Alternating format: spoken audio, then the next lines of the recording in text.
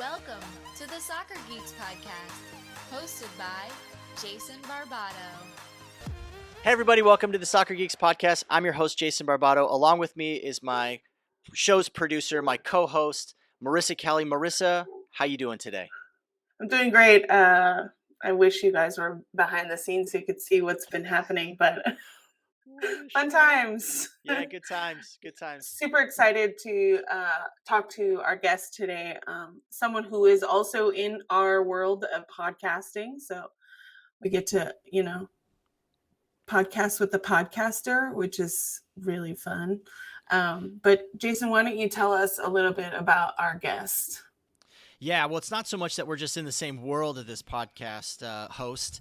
We're actually orbiting his planet. And the reason why I am so excited to bring our audience and introduce them to Adam Belz of Scuffed Podcast today is because personally I have really benefited from the knowledge that just gets dropped on a weekly basis on their show.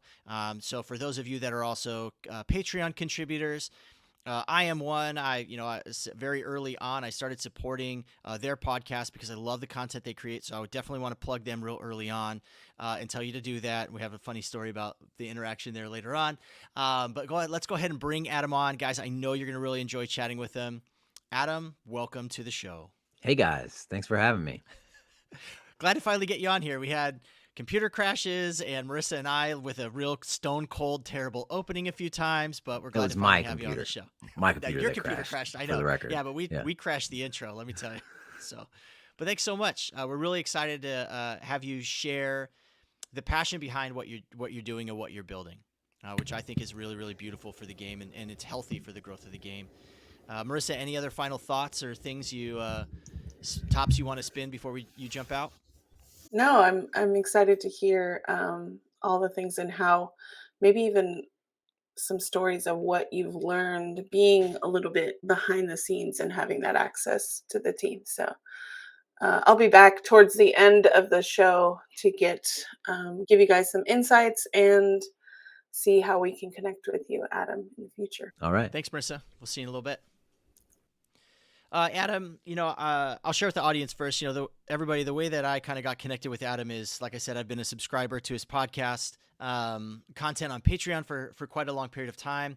And recently I went through this, I get kind of really myopically focused and I canceled all these subscriptions that I had all over the internet. One of those being Scuffed Podcast, because I just went scorched earth and just kind of started canceling everything. And surprisingly enough, as big as I perceive Adam to be, he reached out to me directly and said, "Dude, why'd you cancel?" I felt terrible about that. I felt seen and called out, and I felt bad. So Adam, thanks so much for at least just reaching out and having that great professional and personal touch, because what you're building, I think, is really, really good, and I'm happy to only have had a 9-hour lapse in judgment of canceling your podcast. You've been a supporter for a long time, man, and yeah. I appreciate it. And that's that's like I told you before we started. That's what caught my eye. That's what prompted me to send an email. Is when somebody who's been supporting for that long. I think you started in like May 2019 or something like that. It was a while ago. Yeah, pretty early into COVID. Pretty early. Yeah, even before. Yeah. And when somebody before even COVID. Gosh, you're right. Yeah. Yeah. Shoot. Holy cow.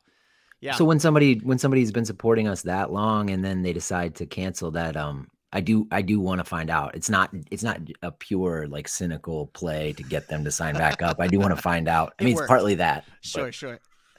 Yeah. Well, so here's where I want to kind of go today. I really want to talk about your passion behind why you cover the men's national team. For me personally, that's how I fell in love with soccer. I had a buddy back in 2005 that when I, back in my Starbucks barista days, going to college and things like that, I had a buddy who was from Seattle who was following the men's national team. And he kind of cattle prodded me into becoming a fan of the game. And he had asked me, hey, listen, do you like watching soccer? And I was like, no, I don't like people falling over and flopping. Like, I think it's a lame sport and there's ties, very typical American mindset. There's not enough action. It's lame. I don't know what I'm doing, but it's dumb. It's dumb because I don't understand it. And he said, well, that's fine. Like, if you want to, watch checkers, that's great. But I like to watch chess. And so he assaulted my intellectual ability for sport. And I was like, oh, wait a second. Like, what am I missing? And so we started watching men's national teams together. And, fast forward a couple years later, I'm standing on the top of a bar when we're, playing in the World Cup, scoring goals, singing Yankee Doodle Dandy, throwing beer all over everybody. Like, it was like 14 months later, I was like fully baptized in the game. What World Cup was that? What World Cup was that? I'll tell you, it was when Dempsey nutmegged Robert Greene against England. Okay. 2010. Yeah, I went absolutely ballistic. First of all, for us to draw England, which is a little post preview of what we can talk about later in the show. But that to me was like pinnacle. Like that was such a huge moment for me, loving the game. But I'd love to hear a little bit of your background just regarding your passion and your connection with like the men's national team. Like, can you take us back to kind of like what was it for you in connecting with the national program? Well, I had similar experiences at World Cups, watching and getting really excited and enjoying the fact that everyone else in the country, or many other people in the country, were also excited. Yeah. There's something wonderful about that collective feeling. But I grew up playing soccer. I loved it from a pretty young age. I played in college. I was not very good, but I really enjoyed.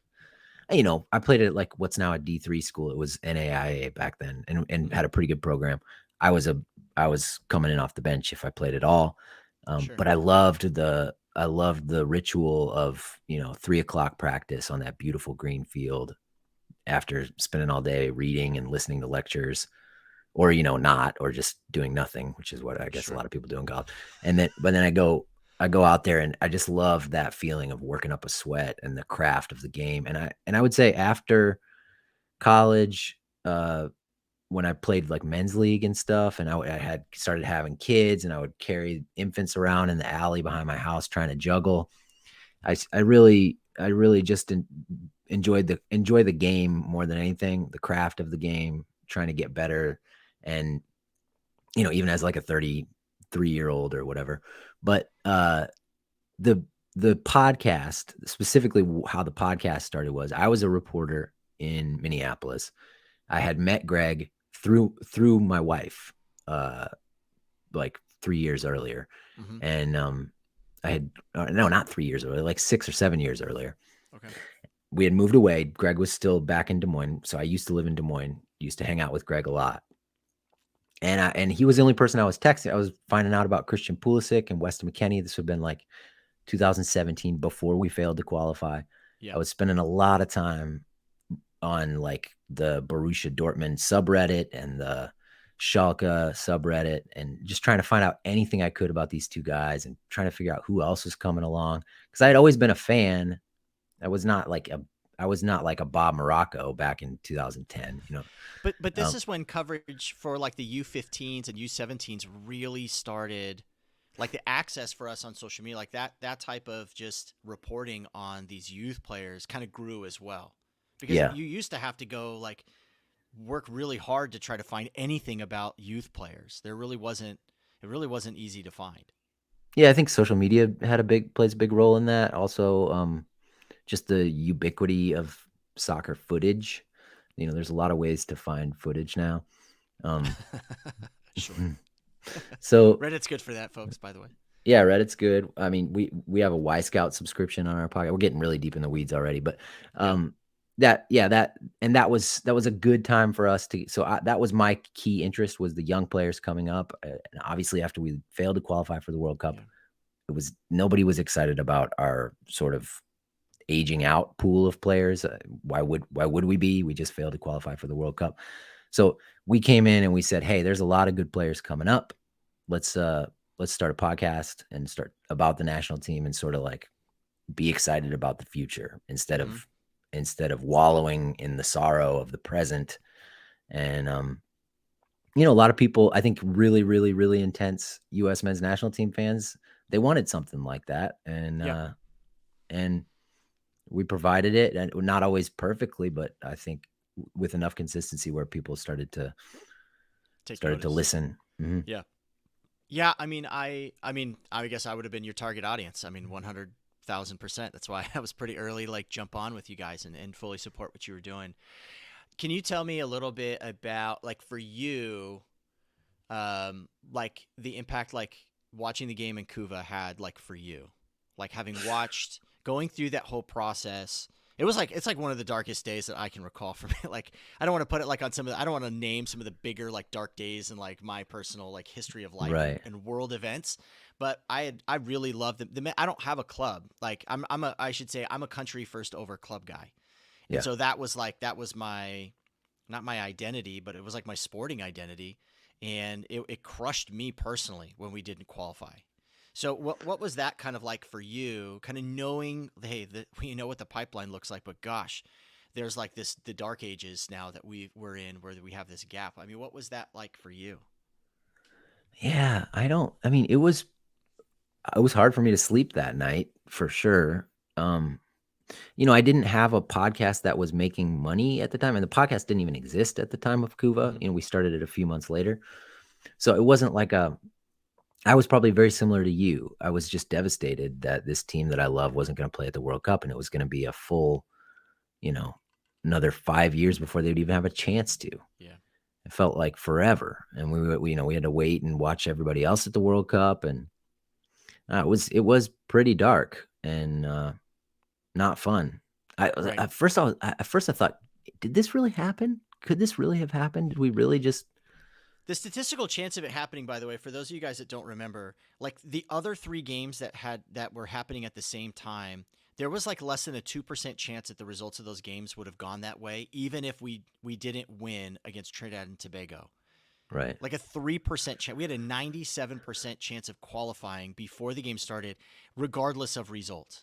Tinfoil hat, put it back on my head. I still think there was a massive conspiracy to make sure the U.S. didn't make the World Cup. I'm gonna die on that hill. I still think there was a conspiracy. That's just me. Because I want answers. Damn it. Didn't Mexico lose that night too? Or yes, I'm just saying. Listen. Yeah, there was a lot going on. Panama won like some fluke game. Like the Honduras game went the other way. Like it just, there's just something about that night. 50 years from now, we'll receive like unredacted FBI documents that there was collusion between the federations. I'm just saying, I won't be surprised. I won't be surprised. Dude, I was physically upset and physically affected for several days and weeks. I was like kind of pretty unconsolable. My wife was not pumped that a result from a game would get me so fired up and so bummed out. You know who I always think about when I think about that is the Total Soccer Show. Those guys, Daryl and Taylor, were, so much of their business model depended on the success of the U.S. men's national team, and for them to brutal for them at the time. Yeah, it was really hard, and there weren't a lot of answers. There wasn't a lot of accountability. No, there was nobody in charge. It felt like, this big moment of flux in the federation, and we had an interim coach, Dave Sarakin, for a long time. Yeah. There was nobody even to yell at. No, but there was, it was headless, right? It was without direction, and I think a lot of things were coming to light as well with the relationship between SUM and MLS and all the things in the background there. It just reeked of just funk. You just didn't know what was going on.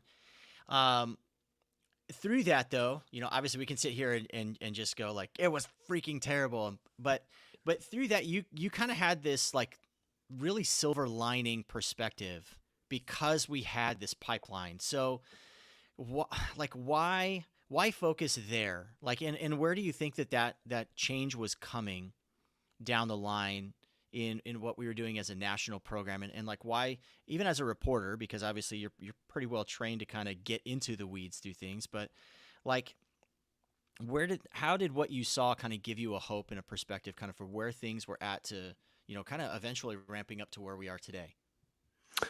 Well, we knew we had Christian Pulisic, even throughout qualifying, we knew we had him. And he was doing something that nobody had ever done.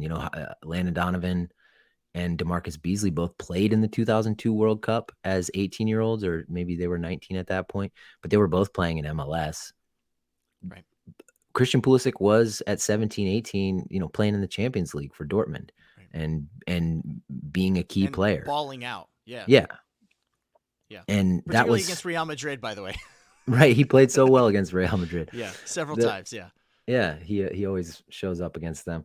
And so I thought, that was unprecedented. Weston McKennie was breaking in at Schalke. He was a regular player. He was not a regular starter, but he was a regular player for them, and you could see a lot of potential there. And then Tyler Adams was playing really well for the Red Bulls, and for a while there I was really interested in the future of Jonathan Gonzalez, the player who ended up choosing to play for Mexico, and then now he's kind of buried way down on their depth chart. Absolutely shelved. Yeah. So I thought, those four, we'll just start with those four, because at that point, Gonzalez was still committed to the U.S. early in the fall of 2017, and he was starting for Monterrey, the best team in Mexico at the time. So there was a lot. I felt like there was a lot to be excited about, and like, who else is coming up, And I didn't have anybody. I should have mentioned this. Tim Weah was kind of around that circle too a little bit. Yes. At that time. Yeah.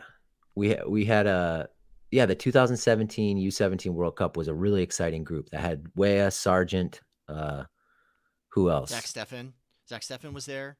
No, he was a little old for that, but that was the one previously, right? Okay. That's right. Yeah. But Andrew Carlton, who I still think was excellent in that tournament and is obviously not panned out. Well, he's close to you now. Is he playing for San? Yeah, he's down playing here for San Diego Loyal. Yeah, he's doing all right. Yeah. Okay, good for him. But he was dynamic in that tournament. James Sands was on that team. Serginho Dest was on that team. Yep. So there were a lot of players to be excited about, and I don't know.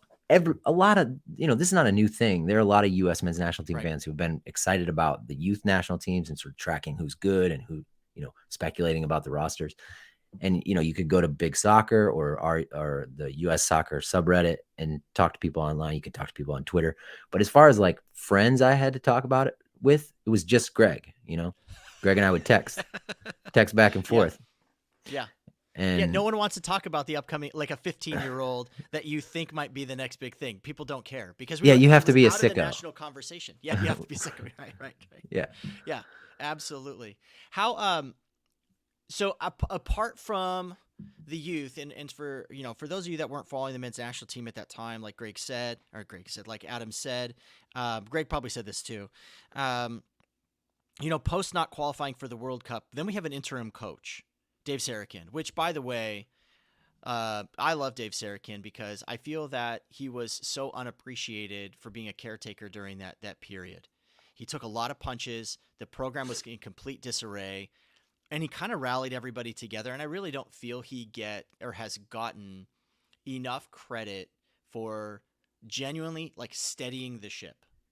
Like he steadied it, and he started onboarding a lot of young guys, Anthony Robinson, Josh Sargent's of the world, like started onboarding and started interjecting this youth movement. He kind of began that prior to Greg Berhalter taking the helm, but he really was focusing on youth. He wasn't calling in the Josies and the Bobby Woods and the guys that had, the Bradleys anymore. Like those guys slowly started to phase out, and that had to have been a very difficult, that had to be some real difficult moments behind what you and I see, forward facing. Those are probably some really tough conversations there. And so we kind of like ramp into that, and we start seeing this movement like with Greg. And then, for those of you guys, that aren't familiar with the time, there's a lot of conspiracy because Greg Berhalter's brother had worked for the Federation. So everyone felt that there was a conspiracy to make sure he was the coach. He couldn't take over for another year because the Columbus Crew was going to get moved to Austin. It just an absolute, what storm left and right. For being a country as big as we are, having the resources we have, we did not have our crap together. And so for guys like you and Greg and even me with some of the friends that I have, nobody wanted to listen to what we had to say. It was just literally a circus. What was the moment for you when you knew that everything was going to be okay with the program? I wasn't sure everything was going to be okay, because everything being okay is contingent on qualifying for the World Cup, and we still, cut that pretty close. So that didn't come until very recently then. Right. But you mentioned how Dave Sarakin created, sort of onboarded a bunch of younger players. Some of that was rolled back by Berhalter when he took over. He went back to the back to the well of the older player. Michael Yeah. Bradley got a lot of runouts under Berhalter in his first He year. never got a good farewell that I thought actually he deserved. I thought that was rather unfair to him personally. Well, maybe he can get it at some point. I don't know. Yeah. Probably not before the World Cup, but Yeah. but Berhalter walked some of that back, and I forget what your question was and what I was talking about. When did you think everything was? When did you know everything was going to be okay? Yeah. So I would say the Nations League final, because that was the first time we had a lot of the exciting young talent in one place, and we kind of scraped by against Honduras, and then we had that absolutely wild game in Denver against Mexico in the Nations League final. Ended 3-2. Ethan Horvath came on for an injured Zach Steffen and saved a Andres Guardado penalty late. It was a circus of a night and a lot of fun. I think it went, the game started late over here on the East Coast, and it went till like 1 a.m.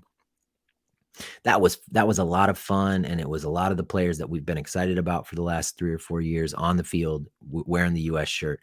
And I think for a lot of people, that, including me, that was kind of a turning point night, even though it wasn't the prettiest soccer game, No, well, but games that have that much on the line aren't, because and the cool thing of watching that game, and I have that record. I still love to go back and watch that game. That's the is that Pulisic scoring the PK and ripping his shirt off, and Gio Reyna getting hit with like a full beer can in the head? Reyna got hit with a full beer can. Pulisic did rip his shirt off, and then he did the shush. It's so funny. So whoever took that photo, first of all, of Pulisic shushing the Mexico crowd, 1, God bless you. 2, I ordered a 3x4 print of that on canvas, and literally when it's game day, that goes like over the fireplace, like in my house, like any U.S. men's national team game day, that thing comes out. My wife is like, "Yo, what are we doing here?" And I'm like, listen, this is like what goes out on game day. Some people put flags in their front yard. That goes above my fireplace. Nice. That photo it's a great photo. It's like a Rembrandt painting. Dude, literally, like, I think I posted like right away when I saw that, like, hang it in the Louvre, like wherever this, like, whoever is in charge of the Smithsonian, get the rights to this thing, put this in the National Hall of Fame. Like, let's get this sucker. Like that was a watershed moment for U.S. soccer. I agree. It was huge. Because you see, and the picture encapsulates it so nicely, because you see we got Pulisic in the center of everything doing the shush, but you have Tim Weah there, Gio Reyna, I think Anthony Robinson is in that photo too. Gioacchini's in there. Yeah. And it's literally like a frame or two before Gio gets pegged with like a full beer can and gets like concussed, that could have gone way worse, by the way, which was just, it's par for the course in front of, for what Pulisic was doing. But I think that definitely was a moment like like they've arrived. I would, for me personally, it was beating France in the under 20 World Cup or under 17 World Cup. Under 20 in 2019, yeah. That was, to me, when we won that game with the players that we had out there, and knowing, like, listen, France's like C team could probably still like roll most like international teams. Period. Yep. And the kids that they had coming in the pipeline are just, they're still such high quality. And for Sebastian Soto, I think scored a brace in that game. Mm-hmm. And guys that didn't pan out right away that you still hope will be able to be contributors down the road. They just, either they're bad agents or they got to find their way and got in bad situations. But that for me was like, that was my moment where I was like, we're gonna be okay. Like Jurgen, in my opinion, kind of like restructured the youth program, going way down to having smaller sided games, younger, so more touches on the ball. So we had about 10 years of that on ramp, and that was kind of like the first. With Tab and all the work that he did with those kids, it was like the first real, like, we're going to be able to do something in the future. And what has happened in the past is not going to be what defines us. Like the future is forward, is like that big motto that the national team program has. And I think it's true. Like Solo Palante, here we go. Like, yeah, we're looking forward to it. That was a huge thing for me. You said something earlier that resonated with me, and I think that a lot of people understand that from just a pure sporting standpoint and relationship to the game, representation in the World Cup is a huge catalyst for attention for the national team program, especially on the men's side. We see it even on the women's side, like the women being so dominant, getting 3 stars and then 4 stars, and the support that they have been able to receive. I don't know if that would have been as paramount had they not won back-to-back World Cups. Although the coverage has been absolutely fantastic for the women's national team program, but not having representation for the men, I think really hurt the narrative, hurt the amount of reporters that are reporting on it, just the attention and eyeballs. When you see now that we have qualified for a World Cup again and just the ramp up into the challenges that we've overcome, what are some of the trends that you're seeing now in support for the national team? That's a hard question, because I think, our Scuffed audience is such a like hard, like a core of the fan base. It's the most intense fans of the U.S. Sure. men's national team. I mean, I'm sure there are very intense fans who are not listening to Scuffed Podcast. I'm sure of that, but I doubt it. Well, but if you are listening to Scuffed, you are, you're pretty interested in the men's national team. I think like how the more casual fan thinks about the game and what gets their imagination going is not something I have a great handle on. I wish I had a better handle on it, because then I could sort of tailor what we're doing a little better for that listener. But I don't know. I mean, I know that interest, like the metrics that we have, would show a huge spike in interest in the lead up to the last qualifying window, and then a pretty significant drop off in April and May, and maybe a little bit of an uptick now. But the metrics we have, like people signing up as patrons or listeners to specific episodes, I don't know that they reflect the larger picture that well, Yeah. I mean, like we talked about earlier that, chasing around 15-year-olds or thinking about, analyzing every single start that Pulisic has now at Chelsea, and the hyper focus that we end up having. Sometimes we can lose like the bigger picture, because like what even is happening on a club side. Sometimes, again, look at a guy like Landon Donovan, who played in MLS, wasn't playing international, or playing it for club soccer at one of the biggest clubs in the world, but you get him on the national team and the guy just basically becomes Superman every time he steps on the field.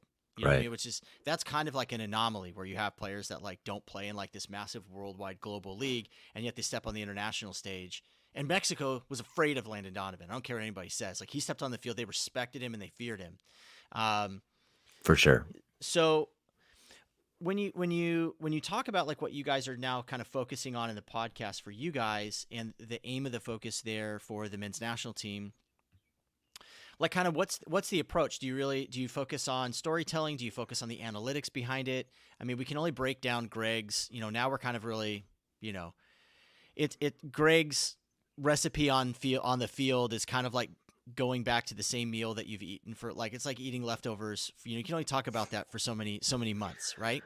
Right. So when you guys kind of approach now, when you're talking about analytics and talking about like kind of the narrative that's going on around the team, like where do you kind of find your eyes and kind of your focus kind of heading towards? We kind of have two things going on. I mean, at least two things going on with the podcast now. So, we do the roster episodes, analyzing who we think should be on the next roster, and then of course reacting to the roster. Sure. And then we do great, by the way. Those are always great. Yeah, Greg kind of carries the day on those, and he's a really sharp guy, obviously. And then as I said when I toasted him in Orlando when he couldn't make it to the tailgate, he loves the game of soccer. We all love the game of soccer, but Greg loves the game of soccer meticulously. Yeah. And I think that's a good way to put it. But so Greg and I do those together, and then we also do the game recaps together. And the game recaps are, they're the bread and butter of the podcast. So they get the biggest listenership, especially when we beat Mexico. So that's we're gonna keep doing that. That if it ain't broke, don't fix it. That's our main thing. I do the Monday reviews with Vince Irvin and Chris Russell, who's also known as Watkey on Twitter. And that is a Hilarious little bit. Wakey's literally one of the best follows on Twitter. Like he's absolutely. You want to talk about somebody who added a great level of just humor and cheekiness and fun into where things were at. Like he's been a wonderful. That's the kind of guy at the party that you definitely want to hang out and around. Like it just seems like he's such a wonderful guy. Has a great sense of humor. I think you're right. He's added a lot of value to the quote unquote discourse. Because he doesn't take himself too seriously. He doesn't take the topic too seriously. So he and Vince and I do a show every Monday called the Monday Review, where we the loose format of it is we go through the performances over the last week of all U.S. men's national team eligible players who are even in the picture for being on a roster. But it's much more casual. There's a lot more joking around on that, and I think we're still working on getting the right balance with that, where it's like substantive but also fun.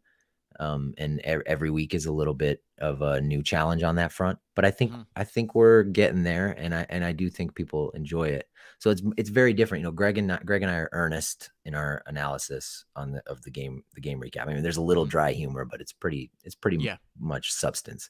And then the Monday reviews are, I would say, skew more towards just having fun, talking about the team. And I think those are kind of the two channels that we got going. And and then I do some interviews occasionally, and have other guests on. But as far as stuff that's repeatable that we're gonna keep doing, that we're gonna kind of depend on for our podcast, it's those two things really. Every time you keep saying Greg, I keep thinking you're talking directly to Berhalter, because I figure you have you guys text each other. Velasquez. I keep thinking. So half the time I'm like, holy crap, how much is Berhalter feeding you? What's going on? Berhalter feeds me nothing. Let me be clear. Yeah. Yeah. Well, you never know. One thing I would love to hear is, since you've been, following the national team and having the podcast and stuff, I would love to hear from you, one game that comes to mind that was just an absolute stinker that you had to cover. And then one that for you was literally your proudest work that you've done. So I'm just kind of curious, what was the absolute stinker that you had to cover? Well, so sometimes the game recaps of games that went badly can be really fun, because you get to sort of put on your white coat and try to treat it like a biology experiment or something, and really just be clinical about how you talk about it. But the stinker of the Berhalter era has to be the 3-0 loss to Mexico in a friendly, a couple months after the World Cup in 2019. It was very bad. I can't remember if we did a good episode on that. We did do a great episode a month after that, when we lost to Canada 2-0 in the Nations League group, that game in Toronto. That was just pretty pathetic, I thought, from our team. And that episode did really well, and it was fun to make, because it felt like we had some things to say that needed to be said about that team. The funny thing about, when we beat Mexico in Cincinnati, that was last November, that was another turning point. That felt like the first time we put it together in qualifying and really looked good, and had the MMA midfield, Musa, McKennie, and Adam. Time, right? Yeah. Right. But I was so exhausted from the night before. I'll put exhausted in air quotes, and my voice, I had been standing next to Eagle Man in the stadium, screaming my head off. And then, partying with a bunch of people who showed up for a Scuffed tailgate, that by the time I had to record, which was in a rest stop in Kentucky, with my headset, I was, we were really, both Greg and I were really happy, but it was a very poor podcast that we put out. Now, when you travel to games, are you an outlaw as well? You travel with the Outlaws, or you kind of do your own thing? Kind of more do my own thing. I'm actually a member of American Outlaws, and I'm glad for all the work they do, but our tailgates are they're a little bit separate generally. I think there's going to be a little bit of a collaboration in Cincinnati for the Morocco game, but I won't be there. Okay. Yeah, I've been And outlaw too for I don't even know, like 10 years or whatever. I've been outlaw for quite a while. So I mean, pretty it's cool. great. What would we do without them? They do the day before events, and there's always a lot of people there. You get to see a lot of people, and um, I mean, what we do, they're by far the biggest supporters group. They kind of carry the day in the stadium. So yeah, I remember I went to last World Cup cycle qualifying, the 6-0 win up in San Jose against Honduras. Oh, that was a fun game. Pulisic scored. Dempsey had a hat trick. Like, I remember, getting to go to that night before, and, Ronaldo's there, Lawless is there, like, Stu Holden, all those guys are hanging out. It was just really cool to kind of the people that you see around the game and that show up, and being able to hang out with those guys was just really, really cool. Let me say something about that. It is a pretty small world still, Sure. the US soccer ecosystem. And I've gotten to be kind of friends with Marcus Cranston, the Eagle guy, he Eagle Man. Yeah. And he was just, I was just saying on the Patreon the other day that we're going to do some historic recaps. We're going to recap historic games. Like, we just finished recording the Czechoslovakia one from 1990. And we're gonna do USA versus Colombia 1994 next. Mm-hmm. And Marcus wrote, I just had coffee with Paul Caligiuri yesterday. I can't wait to listen to this one. I'm like, just casually dropping that you had coffee with Paul Caligiuri. Well, Paul's out and about too. I mean, he's still in Southern California, I believe. He's last I heard from him, he was working with one of the Orange County teams, the one that plays in Nisa, I thought. Cal FC or something like that. That's last I recall, but that was a couple years back now. But Paul's still really involved. He's still out coaching, and he's kind of never really too big, or kind of, he doesn't. Let's just put it this way: he doesn't fly in and out of places in a helicopter like some big names out there. I was wondering if you might be able to share with us, just kind of like your time in covering the men's national team, the doors that's kind of opened for you and for Greg in your careers. Can you kind of share a story with us of just one of those times for you that was like, I can't believe I get to do this kind of moments? I mean, outside of covering a game in a truck stop, post game, was there one of those like, I can't believe I get to do this kind of moments? This is gonna be not the answer you're looking for, but I have only covered one game that I can remember from the press box, and that was the friendly against Brazil in 2018. And I didn't enjoy it. I didn't enjoy, we think we discussed, I used to be a reporter. I was a newspaper reporter for 14 years. Yeah. And so I've written a lot of news stories. It was in MetLife Stadium. It was behind the glass. It felt like I was in the cockpit of an airplane. It didn't feel like I was part of the event. I felt very separate from it. And it was nice to meet up with some of the other, some of the names you see on Twitter and shake some hands and stuff. Guys like that, yeah. But I didn't enjoy it that much. And I sort of decided then I'm just gonna go to the games and be a fan, and then, try to make a podcast afterwards. But honestly, the most rewarding thing for me has been the tailgates that we've done at these games. They're, like I said, Greg was my only friend that I could text about soccer in the level of detail that I wanted to text with. Yeah. And I think there are a lot of people like that. People who maybe don't even have any friends who care as much about this as they do. Yeah. And so when you show up at a tailgate before a game, even if all we're doing is just like drinking beer and eating hot dogs, it's not fancy. And you get to meet a bunch of people who have the exact same passion as you do. That has been really rewarding. It's been like, I haven't gotten a lot of access as a result of the podcast, but the rewarding thing has been the building of the community and the feel that it's like that it's built from the ground up, Yeah. I get emails from US Soccer about like press availabilities. I can join the Zoom calls. I can apply for credentials to cover games and stuff. But I don't do a lot of the applying for credentials. I don't do it at all anymore. Okay. And that's just, I get it. I don't know if I do the same thing. I probably would just to at least be a fly on the wall and throw, even a softball at Greg here or there, or kind of pitch inside every now and then would be kind of fun. But If I do think like going to the post game press conference in person that's a really valuable experience. And but in Cincinnati, I was way too inebriated to even begin to think about doing that. Responsible question. Yeah, fair enough. Yeah, that's an honest answer. I appreciate it. Like you said, I think that there was a collective sigh of relief, when we qualified for the World Cup this cycle. And obviously we don't have to worry about qualifying the next time. So, part of the benefit that I think that Scuffed is going to have, and hopefully what we're doing at Soccer Geeks, is that we're going to be able to kind of ride this climactic, level of interest over the next 6-7 years in the national program and for the men's team in particular.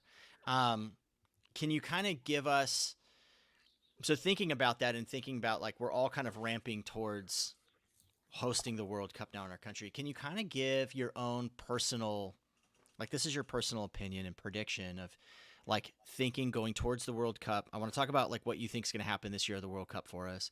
But even before that, I want to kind of talk about the summer. I want to talk about what you think this summer is going to look like for the national team program, for the players that are abroad. What are the things that your eyes are kind of focusing on as we kind of head into the fall? Just Gio Reyna's health, like need him to get healthy. That's a big thing I'm thinking about. The men have these 4 games in June, and then they're off until September, and then they're going to have 2 games in Europe. I think that's the hope. Yeah. So they won't be back on American soil after June until, after the World Cup.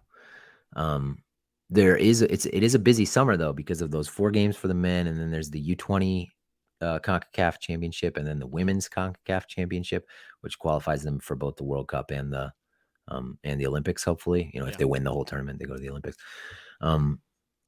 So there's a lot going on. Steamrolling, by the way. The girls teams, there was a little bit like they had a lot of girls that got pulled up to the full national team, so they were a little thin at the youth levels, but they are absolutely steamrolling teams right now. It is wild. Yeah, I see like 14-1, 15-0.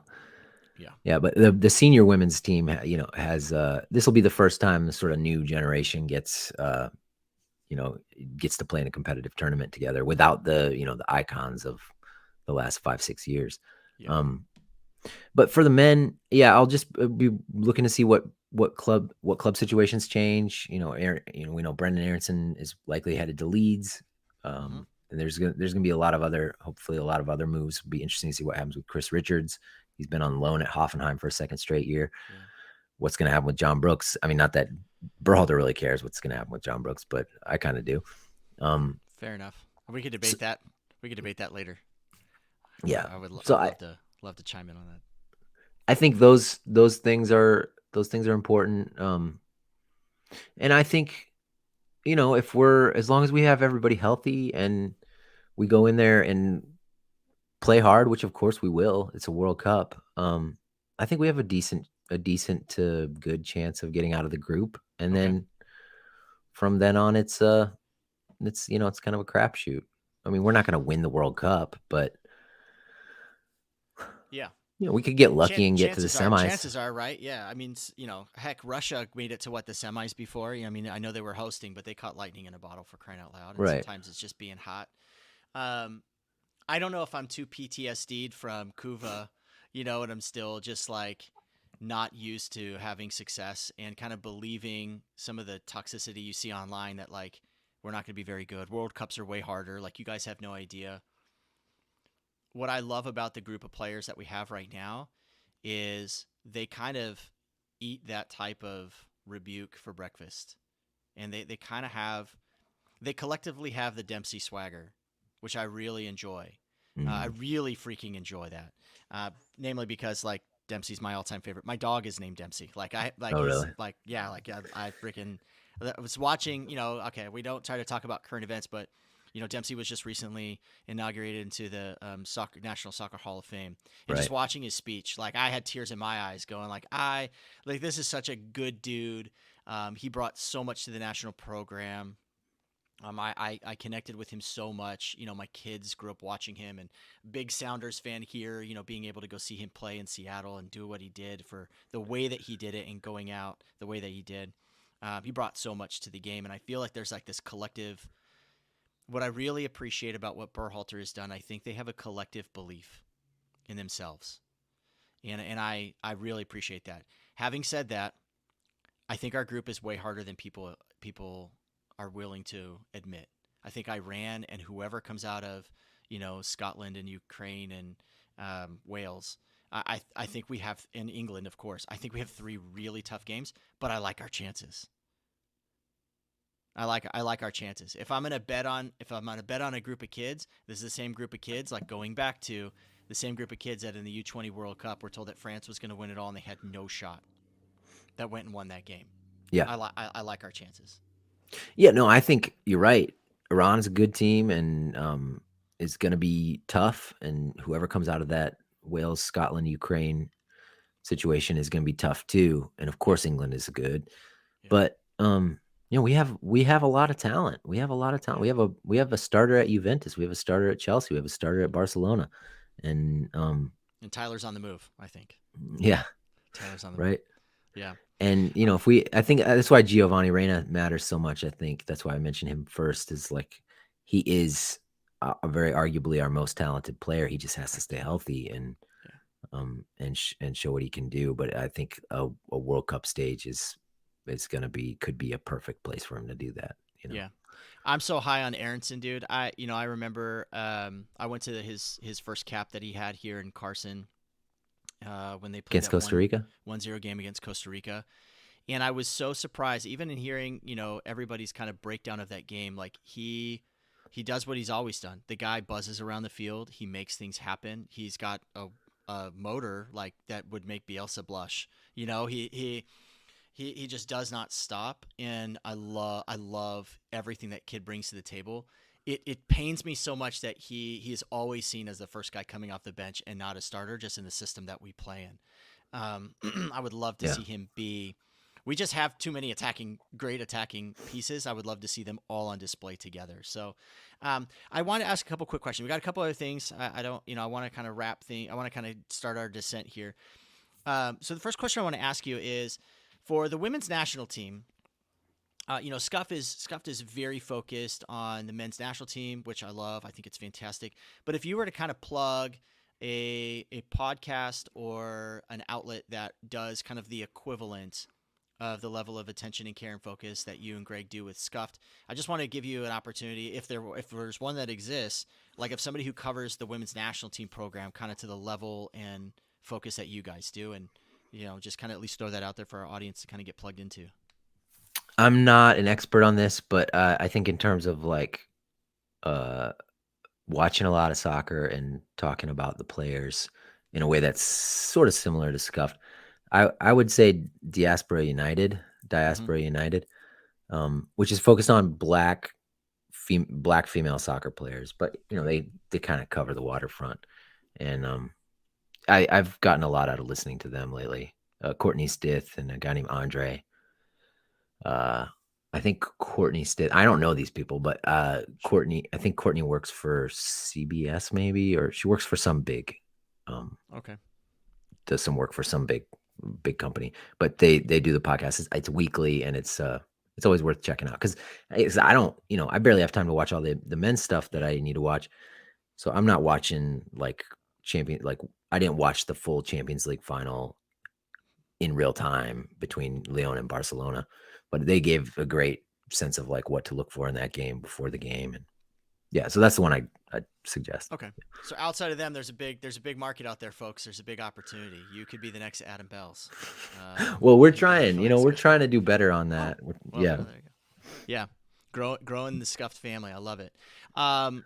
You had mentioned earlier you got 3 kids and live close to Chattanooga, and you had talked about the fact that you're kind of recently getting into coaching. And I wanted to get a chance just to kind of for you to share a little bit about your passion for that and kind of what, you'd said earlier you played a little college soccer and now you're a dad and now you're starting to coach soccer a little bit. How has that been for you participating from that place of the sideline knowing what you know and your analytics of the national team, and now you're coaching basically Bumblebee soccer. Yeah. How do you bring what the things that you've learned and you're trying to apply? How do you bring that now into the field with the kids you get to coach? Well, I ask people for advice all the time. So if you have any, fire Sure. away. Our whole podcast is about that, by the way. Okay. Well, keep going. yeah, I mean, I do a lot of, I sort of follow the rules, which are you make sure the kids are touching the ball a lot and having fun. And I think what I've noticed in my 2 seasons coaching, I'm in a community that's not big on soccer. It's like a softball, baseball, football town. Now Chattanooga itself is I think a lot further along, but like where I live on the Georgia side of the border, it's much less of a soccer place. Anyway, I found that when you focus on those things and you can get the light bulb to flash in the kid's head that like I can go take that ball and I can put it in the net, and that's really satisfying. And once you have like 4 kids who have that, for whom that light bulb has come on, then you're really cooking. And I'm starting to try to work on like rondos and getting people to move to get open for the ball, but I'm dealing with I got like 6 and 7 year olds, so it's just keeping them focused and having fun and all that good stuff is the fun stuff. Yeah, that's good. I mean, I think that for where I'm at, like I've said, my kids are about 8 or 9 years older than yours. So now I'm kind of my 13-year-old is of age now where she wants to start refereeing, and so her and I are taking the referee course together. Cool. Just so she can make like weekend money. And so I've done a little bit of coaching here and there. I've helped out, when their kids are playing in tournaments for their club when their coach can't make it, or there's 2 games, doing double duty and stuff. And so that's been really fun from that sideline, and now kind of getting to go, stretch the hammies out and go do some center reffing and some ARing. Especially with my daughter, it's a really cool thing to bond around the game. And I always just, I think that it's really good for people that care about the game, that analyze the game, that watch the game, to go participate in their local community. Coach rec soccer. Get your D license, get your online license, your grassroots stuff, and just go participate. Like, the game is out there, go find it. Don't just consume watching the game on Sunday morning or Saturday mornings, watching the games that you watch, but go be part of it in your community as well. Help inspire kids to play. Yeah, I waited until I had a kid that was signed up before I coached. And I only coached because the commissioner of the league was desperate, and one of the other parents told him that I had a soccer podcast, and he's like, well, surely he can coach soccer. And he called me like a week before the season started last fall, and I did it. But boy, I wish I had started doing it earlier. I wish I had started doing it when I didn't have kids. It's so fun. It's so fun. Oh, we had a blast. I'll tell you the story. So when my 2 oldest girls, they're almost Irish twins. They're very close together. So they got to actually play in the same age group for rec soccer. And in the league that we played in, the kids got to make their own team name. And so most teams would make the team name on whatever color, jerseys you get or whatnot. So ours ended up having to be like a maroon jerseys is what it happened to be. And this is, gosh, I don't know, 2012 or 13 or whatever. My kids are all pretty young at that time. And so, me coaching it, I came up with a very clever team name. And so I was like, well, the kids don't get to name the team. Like, I want to make sure this is okay with the parents. And so we named the team the Run Burgundies because the jersey colors were burgundy. And it was a girls' team. And so the girls would play, we were called the Run Burgundies. And then all the girls would wear fake mustaches like Ron Burgundy because we're in San Diego, like the whole game. And I can tell you honestly, like, I have never laughed so much and had so much fun around the game as watching those little girls run around with little mustaches saying, I'm Run Burgundy, like just running around the field playing. We had just an absolute blast. And it's the one thing I've really enjoyed and have a lot of joy from coaching kids is as they get 3-4 years older, and then if your kids keep playing, they play against each other or whatever, but just seeing the parents and the kids on the sidelines continuing in the game is just something that you get a lot of joy knowing that you had them at kind of such a formative year for them in the sport, and just creating that environment where they just love it and they have a ton of fun, and facilitating that is just one of the most rewarding experiences I've had just as a dad, and just my relationship with the game has been cool, man. So good for you. Well, let me say one more thing about it. I feel like there's a really good big picture rationale for it too, because I'm not under the impression that any of my 7 kids this year is going to be a professional soccer player or anything like that. That's not going to happen almost certainly, but statistically, yeah, but they're going to be, hopefully they're going to like the game of soccer a lot more, and they're going to have kids, and their kids are going to maybe be introduced to soccer at an earlier age and with a more loving way than like most of the kids I coached. Yeah. Their parents didn't play soccer. They claim to know nothing about it.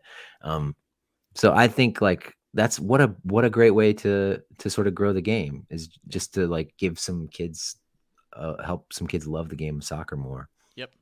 Yeah, I didn't grow up playing either. And, having my joy for the game and loving the national team, and then, the relationships that I've had as I've coached, or even being a parent on the sideline, inviting people to watch parties to come watch games with me, whether they be club or whether they be country, and just inviting people into the journey of following the national team, is you're a friendly face. You're a doorkeeper, and you get to open the door and invite people in to this really great thing called the national team that will give you great joy and also break your absolute freaking heart. Adam, one last question. We always ask on our show. We always end with this, and I want to ask you, if you were given one thing that you could sweepingly change or enact in U.S. soccer to its fullest effect, what one thing would you change about the game in our country, and what effect would that have on the game?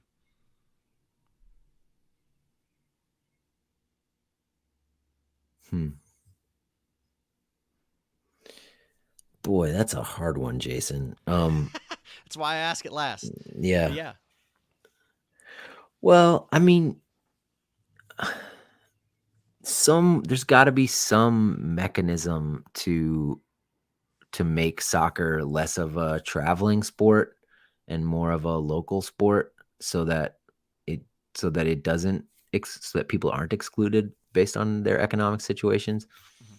And I mean, this is the most mealy-mouthed answer ever. This is not one specific proposal. This is a huge thing.